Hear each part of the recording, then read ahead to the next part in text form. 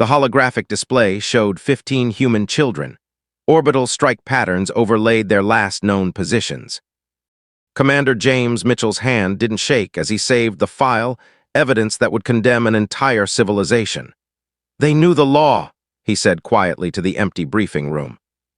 First law of the Galactic Compact, Article 1, Subsection 0. Sapient young are off limits, non-negotiable. We told them what would happen. The Galactic Council had called it a bluff.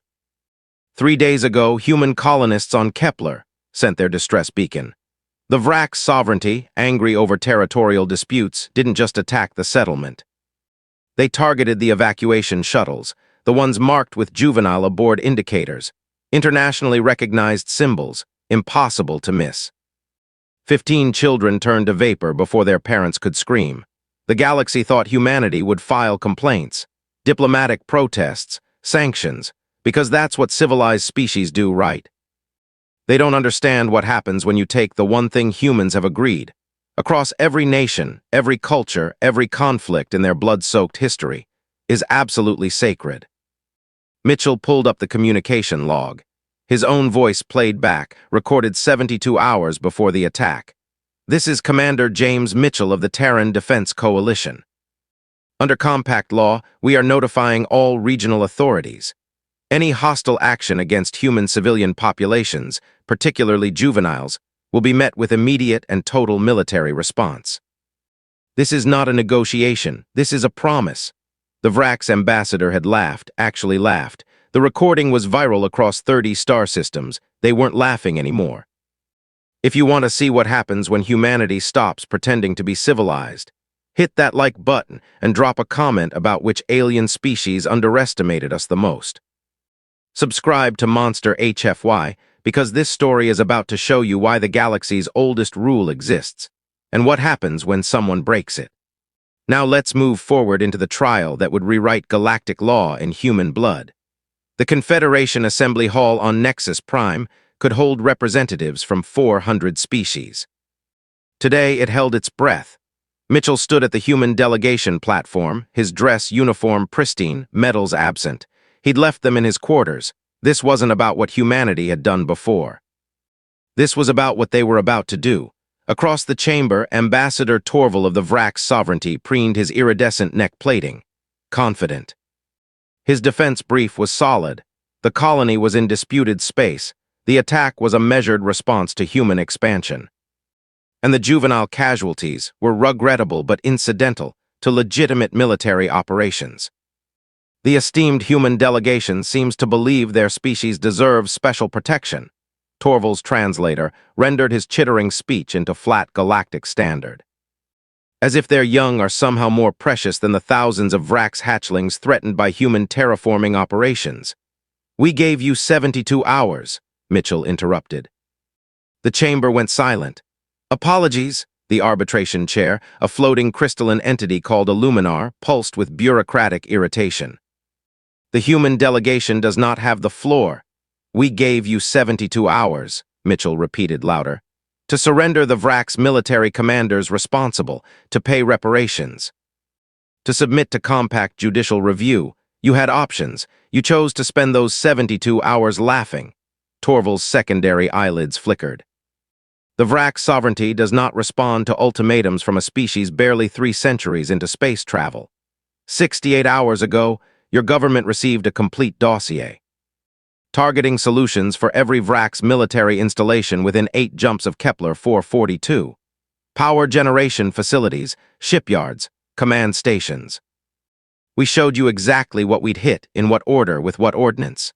Mitchell's voice never rose, but something in it made translator algorithms struggle. "We even provided evacuation corridors. Civilian-safe zones, because unlike you, we understand the difference between military targets and children." "Threats," Torval hissed.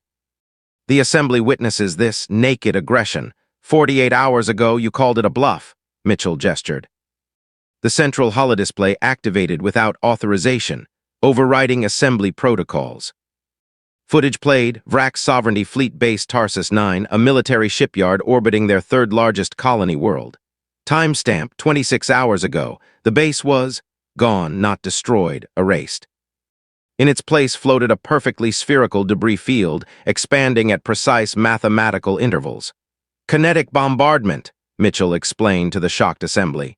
Relativistic missiles. No warheads needed when you're throwing tungsten rods at .97 light speed. Tarsus 9 had 16 hours warning.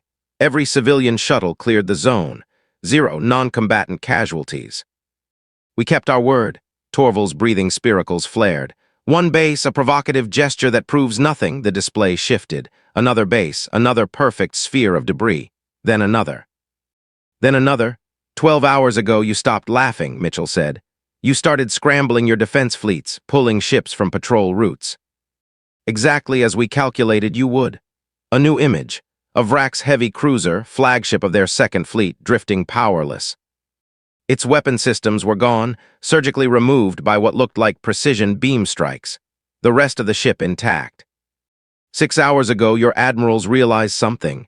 Mitchell's eyes were flat, empty of everything except purpose. You can't find our fleet, your sensors show nothing. Your intelligence networks have gone dark, and you have no idea where we'll hit next. This is terrorism, Torval shrieked. The Assembly must condemn. We are following compact law to the letter, Mitchell cut him off. Article 14, Proportional Response Doctrine. We warned you. We gave you time. We offered terms. You refused. Now we're demonstrating capacity. He turned to address the entire Assembly, all 400 species watching with mounting horror. Humanity is not asking for permission. We're informing you. The Vrak sovereignty has 72 minutes to surrender the officers responsible for Kepler 442, or we start targeting infrastructure. Power grids, water treatment. Supply depots, every military supporting facility in their territory goes dark. You're bluffing, Torval whispered, but his chromatophores had gone pale. You don't have the ships, the logistics, the reach, Mitchell smiled. It wasn't a happy expression. In 71 minutes, you're going to find out exactly what 3 centuries of human warfare evolution looks like when we stop playing nice. He turned and walked out of the assembly. Behind him, chaos erupted. Delegations screaming, calling for sanctions, for intervention, for someone to stop the humans before the lights went out. Every display in the assembly hall died. Emergency systems kicked in, bathing the chamber in red emergency lighting. When the main power returned 30 seconds later, a message floated above the central platform in 15 different languages. 69 minutes remain. Tick TOCK. TDF command. In the confusion, no one noticed the slim figure in the back observation gallery. Dr. Kessa Vin, a Theshan scientist, watched the human delegation leave. Her species' bioluminescent patterns flickered with something humans might have called fear or possibly respect. She'd spent 5 years studying human behavioral patterns. Her academic thesis concluded they were a typical aggressive species, prone to violence, but ultimately governed by self-interest and fear like everyone else. In the last 6 hours, she'd watched humanity rewrite every assumption she'd made, and something told her the galaxy hadn't seen anything yet. The TDF Relentless wasn't supposed to exist. According to public records, humanity had 17 long-range capital ships, 43 cruisers, and maybe 200 support vessels scattered across their 8 colony systems. Enough for patrol work and pirate suppression, nothing that could threaten a major power. Kessa Vin stood in the observation deck of the Theshan diplomatic cruiser Luminous Truth, watching her sensors very carefully, not detecting the human fleet that had just destroyed 6 Vrak's military installations simultaneously across a battlefield spanning 8 light years. It's impossible, her aide Trennies kept repeating. He was young, his bioluminescence flickering nervous green. The jump calculations alone. You can't coordinate strikes across multiple systems without faster-than-light communication. And the humans don't have quantum-link technology. They have something, Kessa murmured. Her own light patterns had gone deep purple, what her species felt when confronting a beautiful, terrible truth. We assumed human claims about their military capabilities were propaganda. Inflated numbers to discourage aggression. They were propaganda, Trennies insisted. Intelligence confirmed what the humans wanted us to see. Kessa pulled up the tactical display, highlighting something that made her scholar's brain hurt.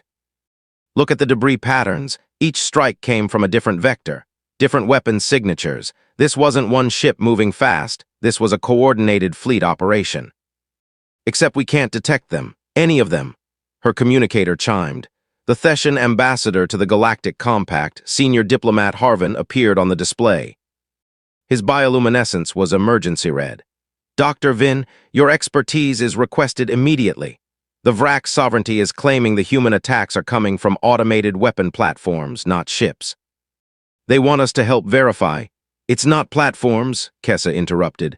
Platforms can't adjust tactics mid-operation.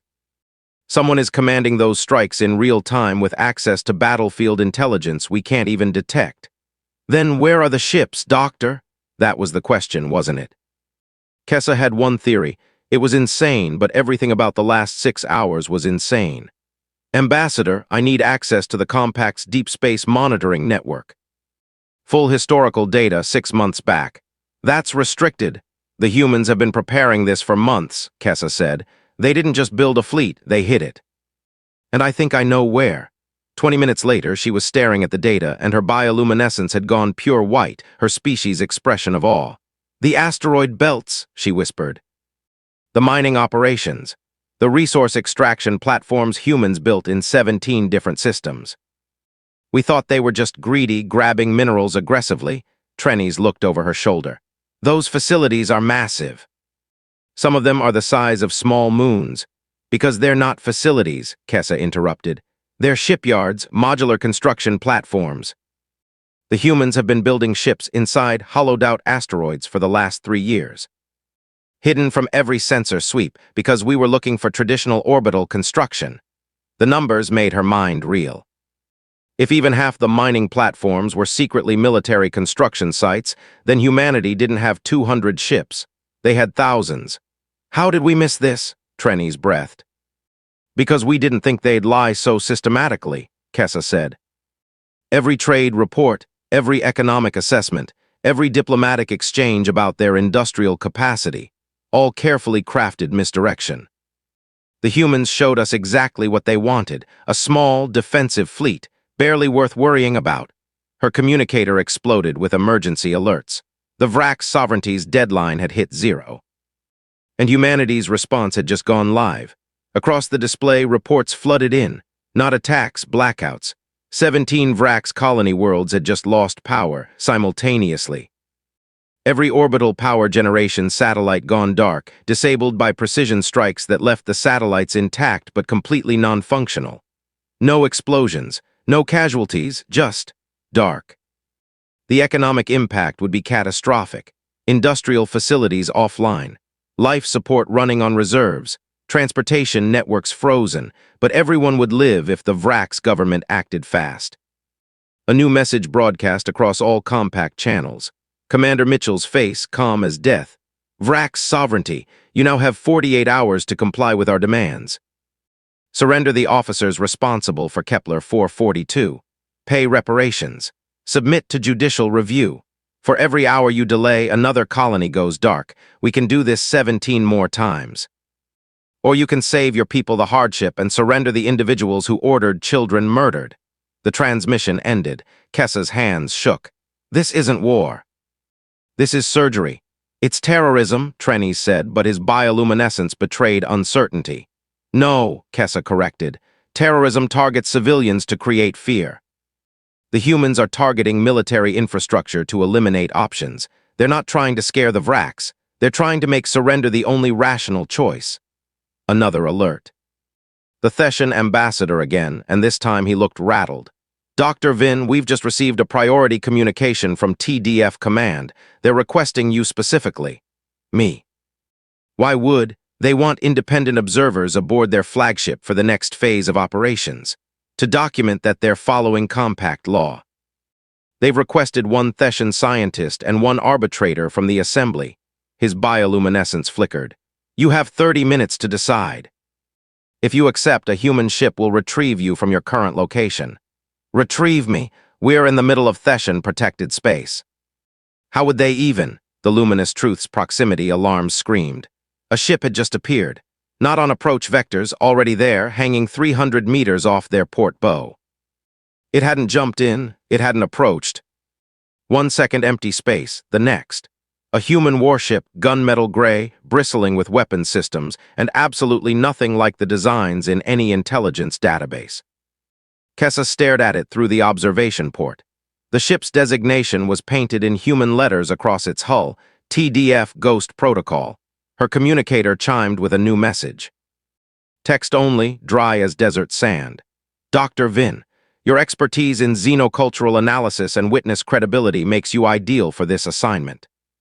We promise you will survive the experience, barring catastrophic accidents or acts of war by parties other than the TDF. Transport shuttle launching in 28 minutes. We recommend you pack light. Commander J. Mitchell, TDF Relentless, Trennies was hyperventilating. They were listening to everything. They've been listening this whole time. Of course they have, Kessa said quietly. She was already moving toward her quarters. They're humans, they cheat. That's what they do. But even as she packed her research materials and what Theshan military doctrine classified as survival gear for hostile environments, she couldn't shake one thought. If the humans had been hiding this much about their fleet, their technology, their capabilities, what else had they been hiding? And more terrifying, what were they about to reveal? 27 minutes later, she boarded a human shuttle. The pilot was young, maybe mid-20s by human standards, and grinned at her with that disturbing predator smile humans used to indicate friendliness. Welcome aboard, Doc. Hope you like fast travel. We're doing this trip in one jump. One jump, we're 6 light years from human space. Yep, hold on to something. The shuttle jumped. Kessa's last coherent thought before the transition nausea hit was that 6 light-year single jumps weren't possible.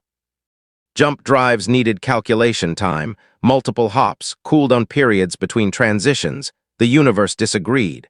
When her vision cleared, the shuttle was docking with something vast. Through the viewport, she saw it, the TDF Relentless.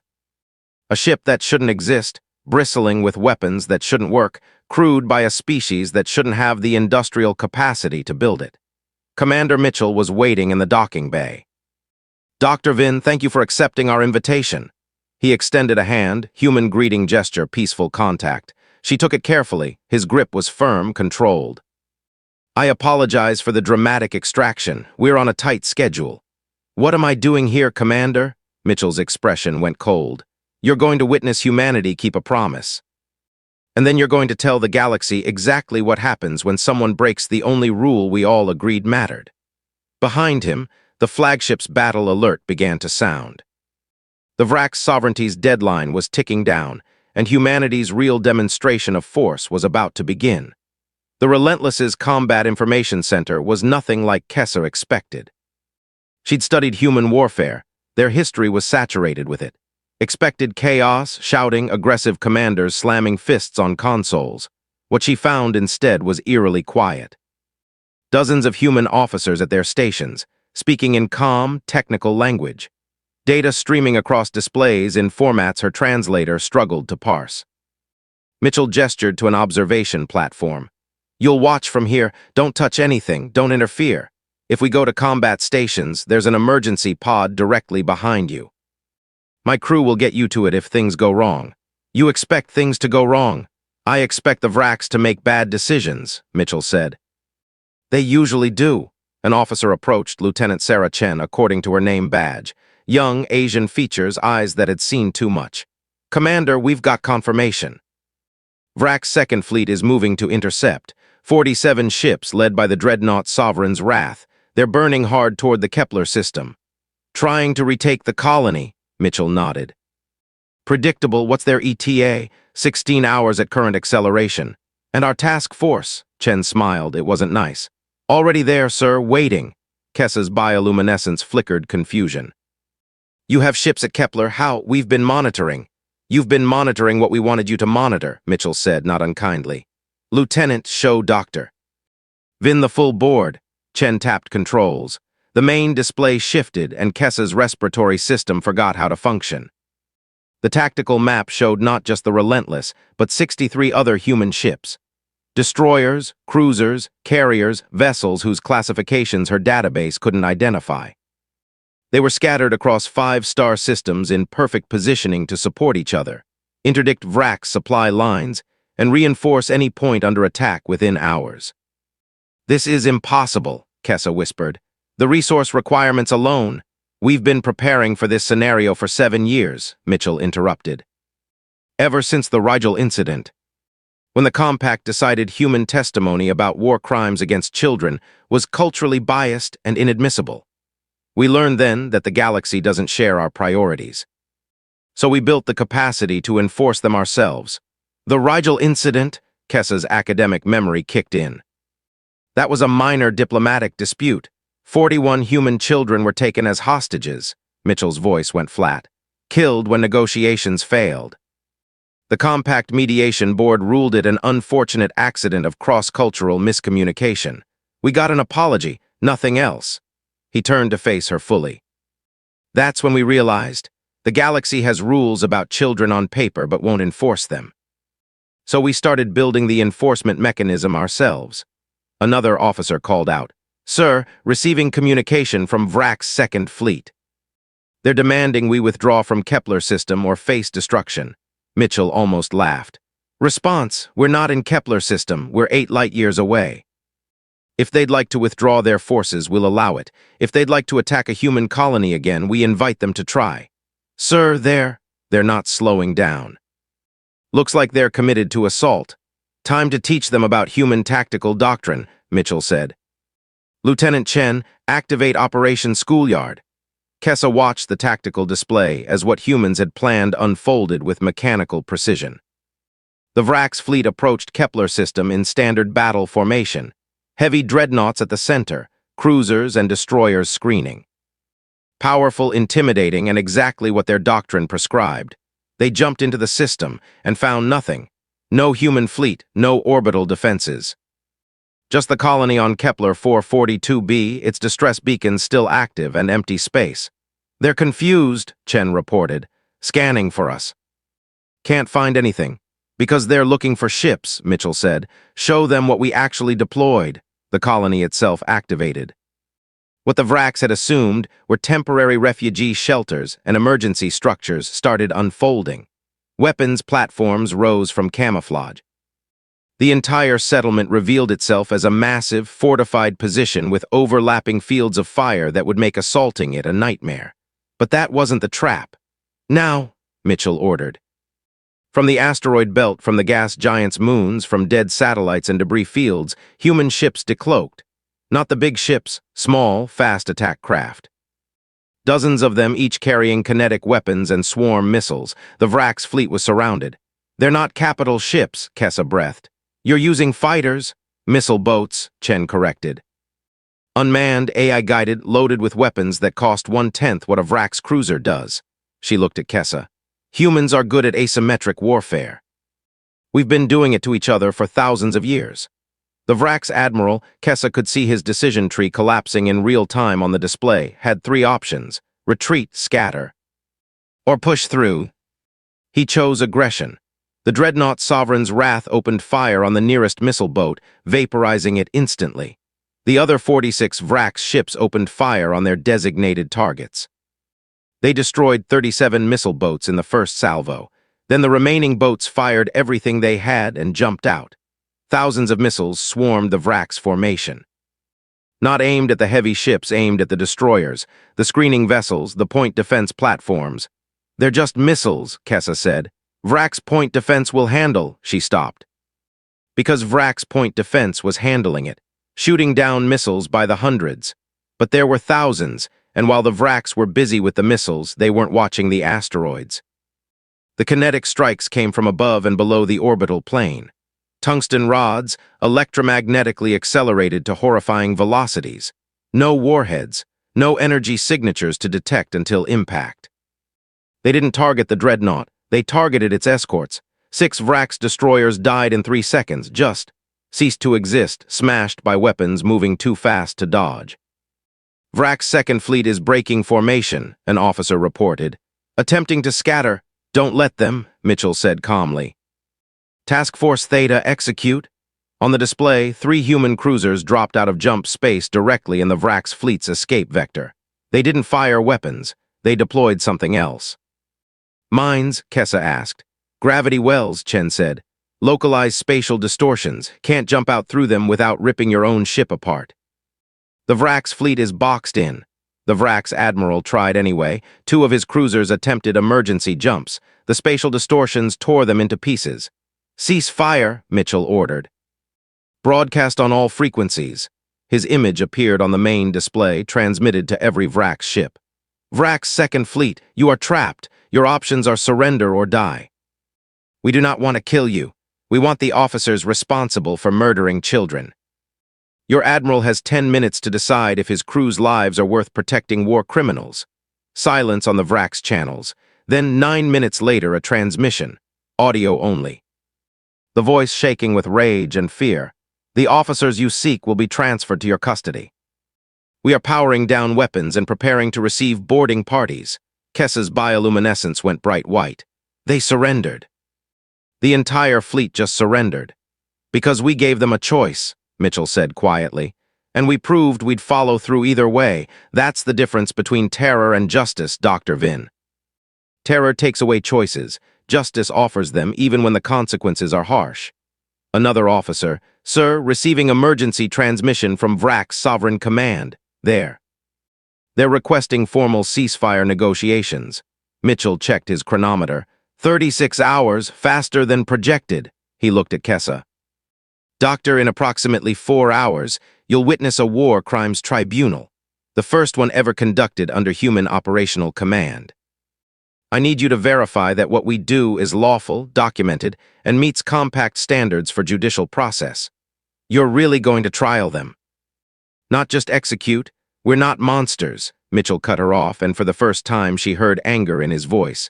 We follow the law even when no one else does, especially then. He took a breath. The galaxy is going to watch us prosecute the officers responsible for Kepler 442. They're going to see that humans can be pushed to war, but we don't abandon civilization when we fight. Kessa's translator struggled with his next words, the emotional content too complex. We need the galaxy to know we didn't want this. We warned them. We gave them every chance. And when they forced our hand, we still chose mercy where we could. He turned back to the display, where Vrak's officers were being transferred to human custody. Their ships disabled, but their crews alive. Because if we don't prove we're different, Mitchell said quietly, then what were we fighting for? Kessa had no answer. But she was beginning to understand why the galaxy had been so very, very wrong about humanity. The trial chamber aboard the Relentless was improvised, but meticulously formal. 3 judges, 1 human, 1 Theshan, provided by Kessa's government via emergency diplomatic courier, and 1 arbitrator from the Compact Assembly. The accused, 7 Vrak's officers, including Admiral Corvin Thrax, who had given the order to fire on evacuation shuttles at Kepler 442. Kessa sat in the observer section, her recording equipment verified by all 3 judicial parties. Whatever happened here would be broadcast across the galaxy within hours.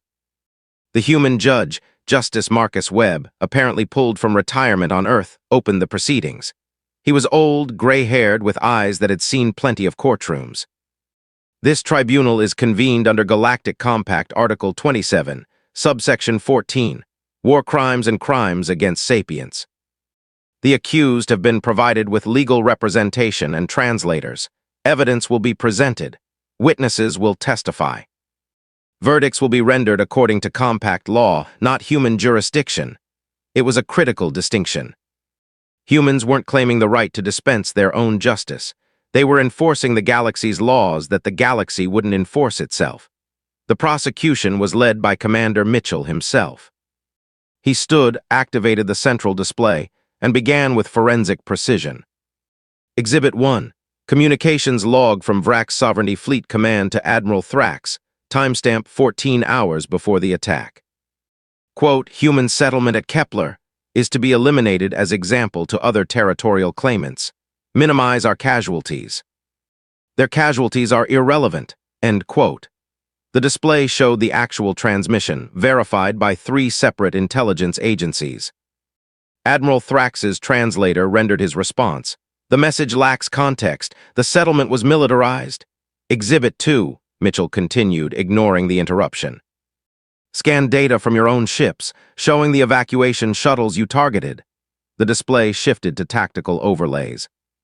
Small craft, clearly marked with non-combatant designations, fleeing the settlement. These shuttles were broadcasting emergency signals on civilian frequencies. They were marked with juvenile aboard indicators, symbols required by Compact Safety Protocol 447. Your targeting systems identified them as non-military threats. You fired anyway. Silence. Exhibit 3, communications between your tactical officers during the attack. Mitchell played audio. Vrak's voices rendered by translator. Shuttle Delta 7 is clear of the settlement, Admiral. Destroy it. Sir, it's broadcasting juvenile evacuation. I said destroy it, all of them. Make it hurt. The chamber went absolutely silent. Even the Vrak's defense counsel, a hired Theshan advocate, looked ill. Justice Webb leaned forward. Admiral Thrax. Did you give that order? The Vrak's officer's chromatophores had gone pale, but he lifted his head with what looked like defiance. The humans were expanding aggressively into our territorial claims. They needed to be taught. The children needed to be taught. Mitchell's voice could have cut steel. 5-year-olds, 8-year-olds, teenagers. What lesson were they supposed to learn while being vaporized? Collateral damage is expected in warfare. This wasn't warfare. Mitchell slammed a hand on the podium. The first emotion Kessa had seen him show. You targeted non-combatants, deliberately, after they were evacuating. After they were marked as protected persons under laws your own government ratified 300 cycles ago. The Theshan judge, Elder Marquez, intervened. Commander Mitchell. Please maintain courtroom decorum. Mitchell took a breath. Apologies, Your Honor. He turned back to the evidence. Exhibit 4, tactical analysis from human survivors. Of the 15 shuttles you destroyed, 14 successfully launched from the settlement. Your forces didn't fire on them immediately. You waited until they were clear of point defense range, unable to return to shelter. Then you opened fire. This wasn't collateral damage, this was execution. He pulled up final images. Wreckage. Debris patterns. Forensic analysis showing that every shuttle had been hit multiple times. Overkill that ensured no survivors. 147 humans died in those shuttles, Mitchell said quietly.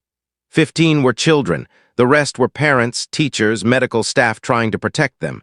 You killed them all. Intentionally, methodically.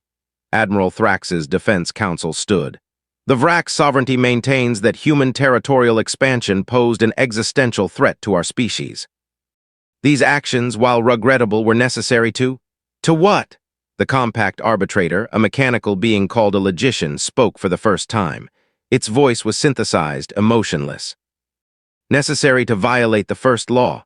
The foundational principle of the compact is protection of juveniles across all species. If existential threats justified their targeting, the compact has no meaning. Precisely, Justice Webb said. That is why this trial matters, not for revenge. For establishing that the law means something. The trial continued for 6 more hours. Witness testimony from Vrak's officers who objected to the orders and were overruled. Forensic evidence. Communication logs. Every piece of data verified, cross-examined, documented. Finally, Webb called recess for deliberation. Kessa found Mitchell in an observation room, staring out at the stars. You could have just executed them, she said. After what they did, your people would have understood.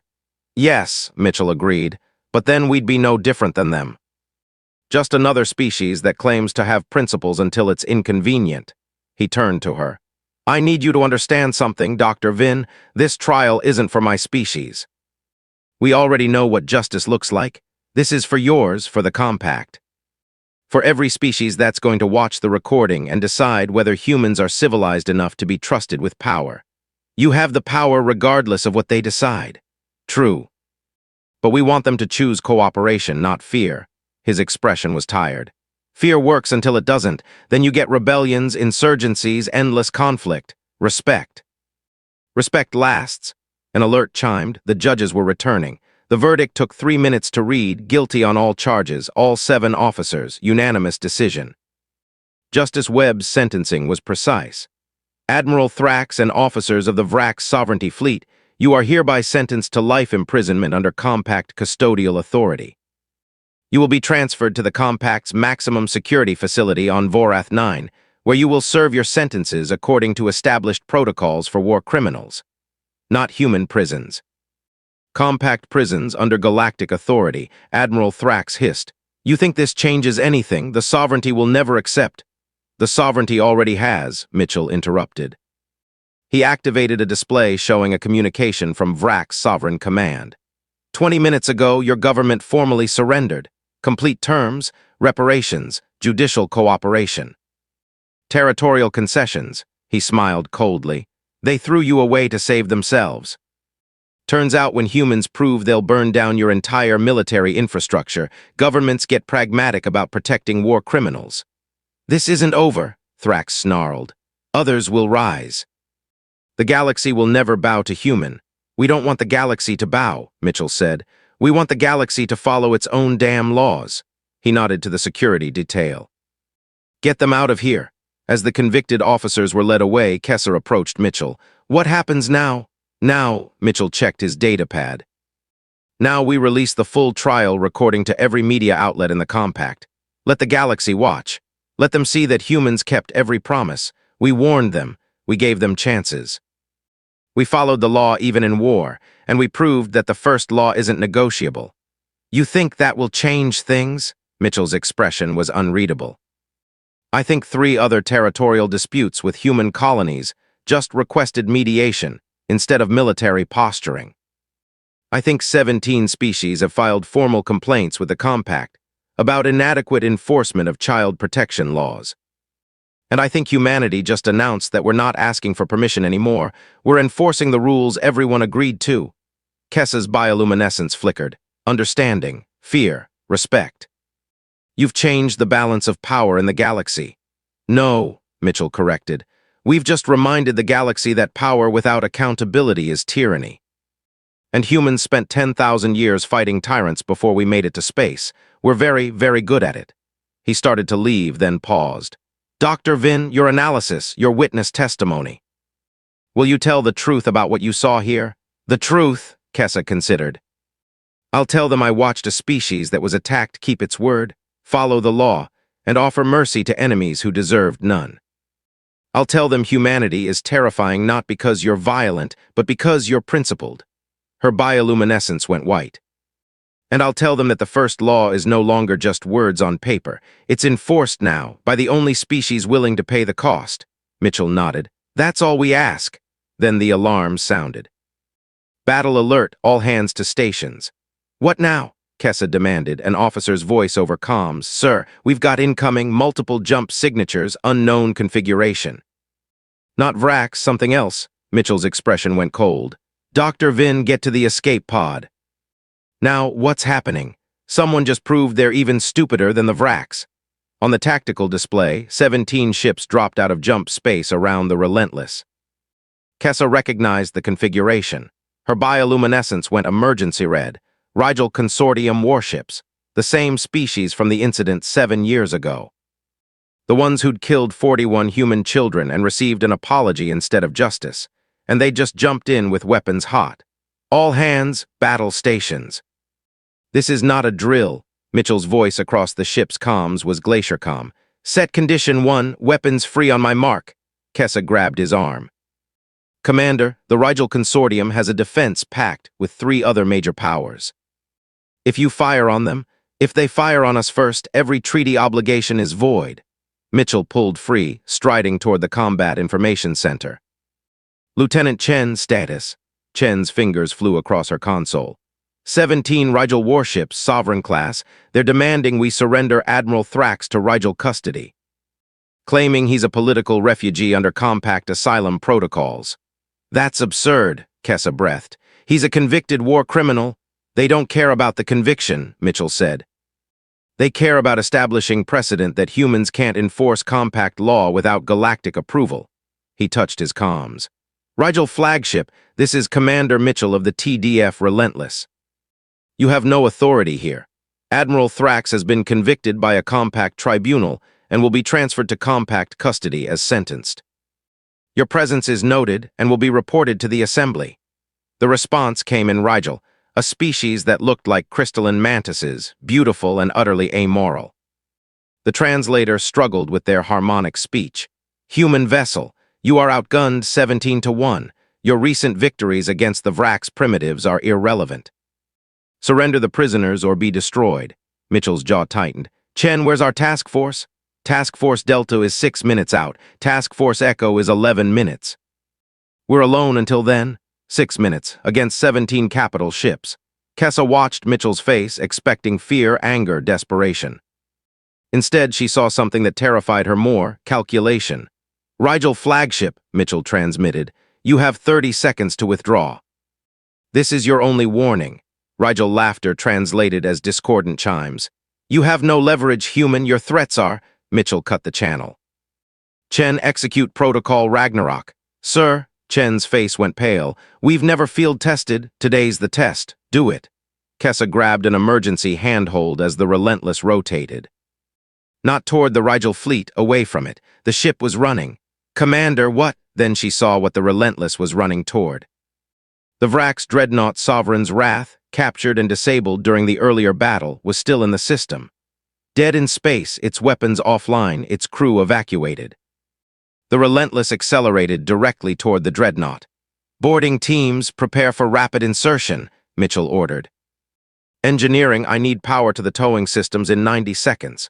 TOWING, Kessa's bioluminescence went chaotic.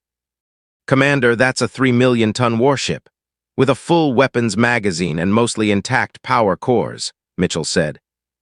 Lieutenant Chen, how long to get Sovereign's Wrath systems online? If we bypass safeties and don't care about damaging it, 3 minutes, sir. Do it. Rigel fleet is launching fighters, point defense online. Do not engage unless they fire first. The Relentless slid into docking position against the massive Vrax dreadnought. Magnetic clamps engaged. Human boarding teams, already suited up, breached the hull in 17 different locations simultaneously. On the tactical display, Kessa watched the Rigel fleet close in. 2 minutes to weapons range. Commander, Chen called out. Boarding teams report Vrax security systems are resisting. They're getting locked out of command functions. They left booby traps, Mitchell muttered. Of course they did. Override priority, weapons systems only. Forget navigation, forget life support. I just need the guns. 1 minute to Rigel weapons range. Kessa's species didn't pray, but she found herself approximating it. Sir, we've got partial control. A new voice, one of the boarding team leaders. Targeting systems online. Fire control is glitchy but functional. Slave it to our tactical network. Now, 30 seconds. The Rigel fleet opened fire.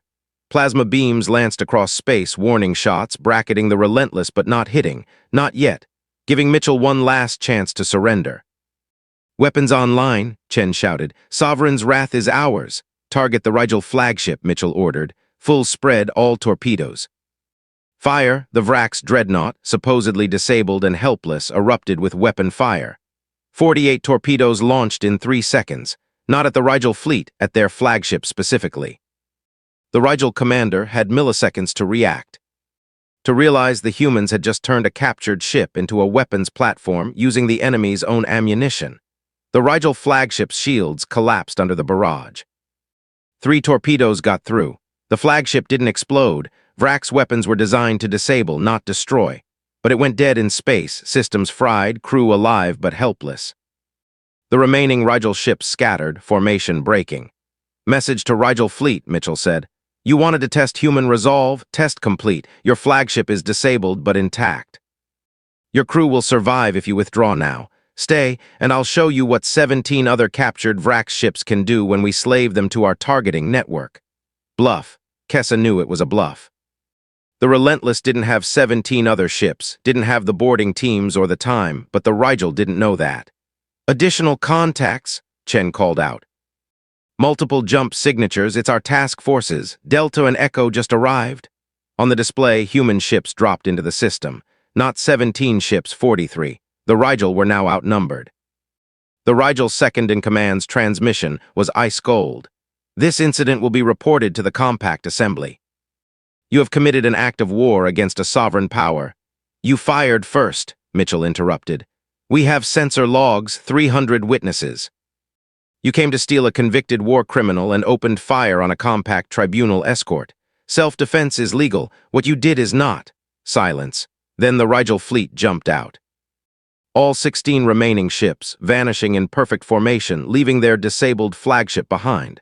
Kessa's legs gave out. She sat down hard on the deck.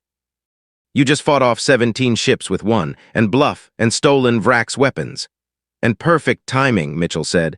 Task forces were always going to arrive. I just needed to stay alive long enough. He turned to Chen. Casualties? Minor injuries on boarding teams, one broken arm, no fatalities. Secure the Rigel flagship.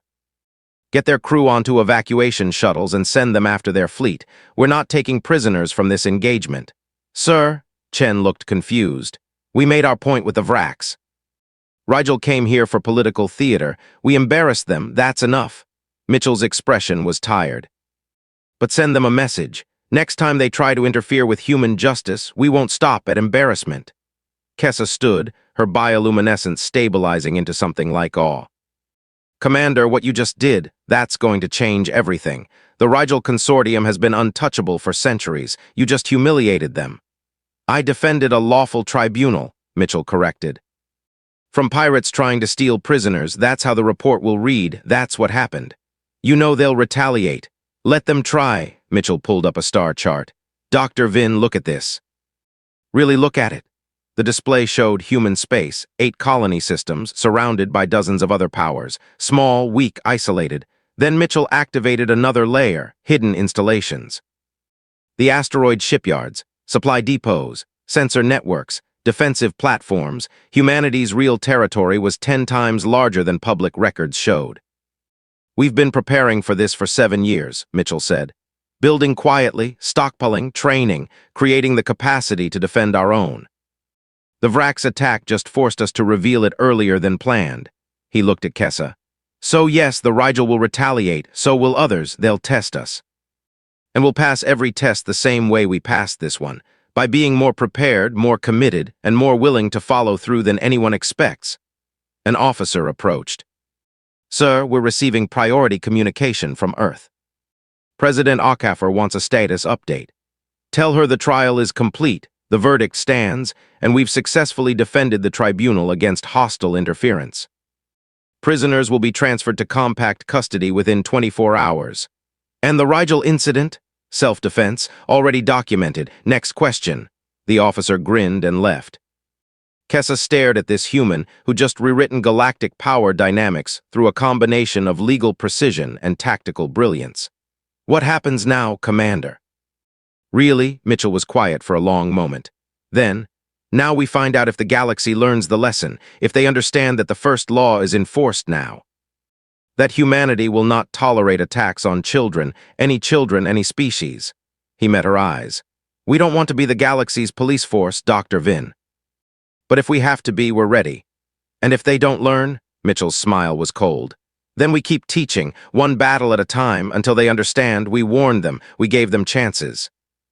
And when they chose war anyway, he gestured at the tactical display, showing disabled enemy ships, successful defense, 0 human casualties. We don't lose. 3 weeks later, the Galactic Compact Assembly reconvened on Nexus Prime. Kessa stood at the witness podium, her full report displayed for all 400 species to review. Her bioluminescence was steady purple, truth and certainty.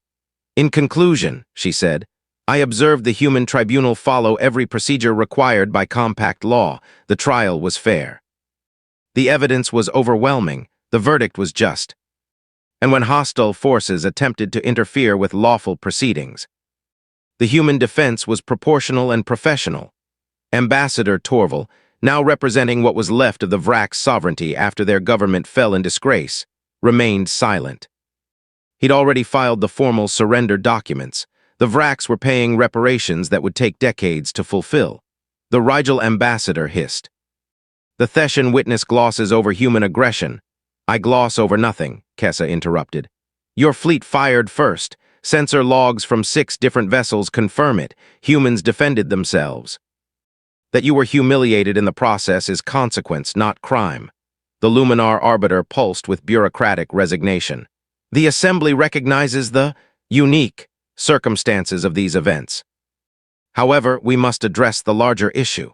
Humanity has demonstrated military capability far exceeding reported levels. This represents a violation of transparency agreements, which we'll happily correct, a new voice said. Commander Mitchell walked into the assembly chamber, no longer in military dress but in diplomatic formal wear.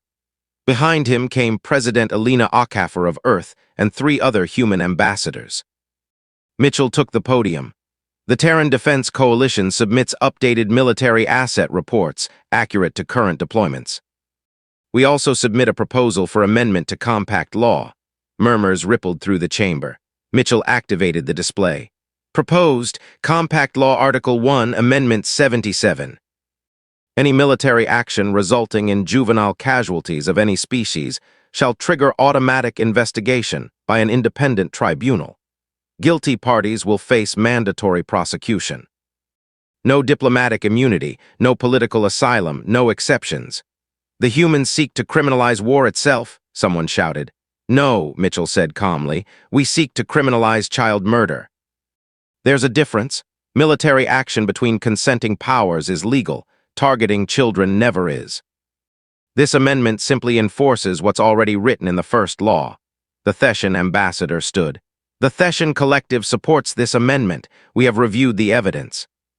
The precedent is clear. Species after species rose, some in support, some in protest.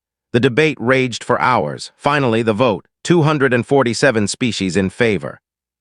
112 opposed, 41 abstentions. The amendment passed. Mitchell's face remained neutral, but Kessa saw the tension leave his shoulders. Furthermore, the Luminar Arbiter announced, the Assembly recognizes the Terran Defense Coalition as enforcement authority for Article 1 violations, with full authorization to investigate, apprehend, and prosecute offenders. This authority is subject to review in 10 cycles. The galaxy had just given humanity exactly what they'd taken by force, the legal right to protect children, all children, everywhere. Mitchell bowed formally. Humanity accepts this responsibility. We hope never to use it, but you will I.